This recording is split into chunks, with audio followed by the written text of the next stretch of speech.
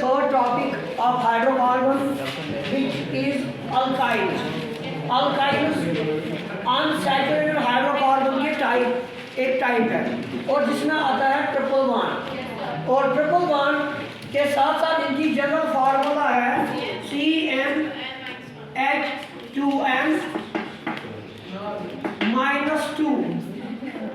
फिर से मैं याद दिला दूं, अल्केन्स की फार्मूला थी CnH2n+2, अल्कीन्स की फार्मूला थी CnH2n और इनकी फार्मूला है CnH2n-2 और इनमें आना है ट्रिपल बॉन्ड। तो पहला हम स्टार्ट करेंगे मॉलिक्यूलर फार्मूला से।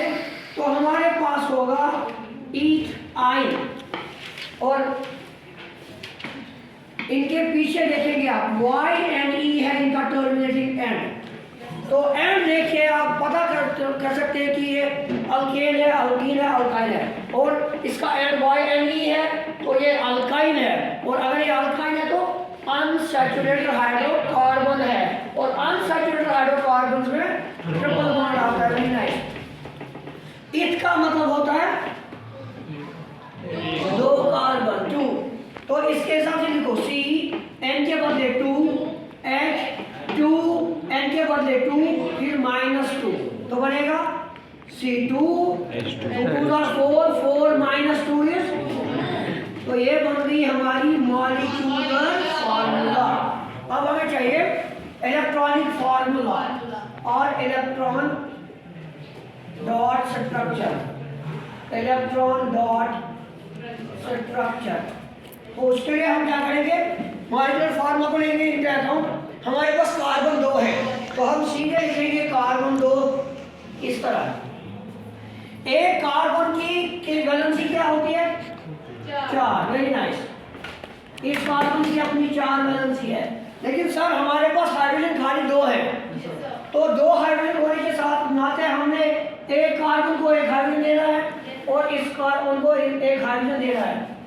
इसका मतलब ये रहता है अनशेयर्ड, ये इलेक्ट्रॉन भी रह गया अनशेयर्ड, ये इलेक्ट्रॉन भी रह गया अनशेयर्ड, ये इलेक्ट्रॉन भी रह गया अनशेयर्ड। मतलब 4 में से इसने खाली एक पेयर बनाई। तो क्या करेंगे, ये वाला इलेक्ट्रॉन उठा के यहाँ रख दो, ये वाला इलेक्ट्रॉन उठा के यहाँ रख दो, ये वाला यहाँ रख दो, ये वाला यहाँ रख दो। तो इसका मतलब यहाँ पे ये दोनों करेंगे sharing 3 electron each, triple bond इनके बीच में बनना है। तो अब इनके सर्कल बना दो, 3 इसके अपने हैं और एक अपना है 4, हाइड्रोजन देगा 1 हो गया 5 और इस कार्बन से यूनिट्स मिलेंगे, इसको 3 हो गया 8। इस सर्कल के अंदर गिन लो 6 और 2 8।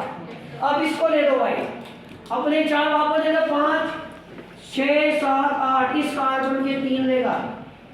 बार बार मैं बोल रहा हूँ कार्बन और कार्बन इनमें एक प्रॉपर्टी होती है सेल्फ लिंकिंग प्रॉपर्टी, जिसको हम कैटिनेशन बोलते हैं। हाइड्रोजन को दे दो अपना 1 तो यहाँ पे हाइड्रोजन को 1 मिलेगा और यहाँ से हाइड्रोजन को 1 मिल रहा है। तो ये बन गई हमारी इलेक्ट्रॉन डॉट स्ट्रक्चर। इसी पर हम बनाएंगे स्ट्रक्चरल फार्मूला। एक एग्जांपल मैं और दे दूंगा। यहाँ देखो बेटा, C H के साथ कितने पेयर हैं, एक ही पेयर है। तो एक पेयर का हम एक डैश रखते हैं, हो गया सिंगल बॉन्ड। लेकिन सर कार्बन और कार्बन के बीच में 1 पेयर 2 पेयर 3 पेयर, तो 3 पेयर का हम 3 डैश रखते हैं, हो गया ट्रिपल बॉन्ड। तो इसी का यहाँ पे भी एक ही पेयर है तो एक डैश रखेंगे। तो ये बन गई हमारी स्ट्रक्चरल। इसको आप कंडेंस करके लिख सकते हो, C के साथ एक H है तो इस तरह, फिर ट्रिपल बॉन्ड CH। अगर एग्जाम में ये होगा तो कैसे नाम देंगे सर, हम गिनेंगे कार्बन 1 2, इसमें 2 कार्बन है तो 2 को क्या बोलते हैं, 2 को इथ बोलते हैं। बॉन्ड कौन सा है, ट्रिपल बॉन्ड। ट्रिपल बॉन्ड के लिए YNE, तो ट्रिपल बॉन्ड के लिए YNE। तो ये स्ट्रक्चर किसका है, ईथाइन का। एक बार फिर मैं एक और एग्जांपल दे दूंगा, उसके बाद आप खुद करेंगे। एक और लेंगे हम, जब मैं प्रो आइन की आपको सिखाऊंगा। देखो बेटा इसके पीछे YNE है तो YNE है,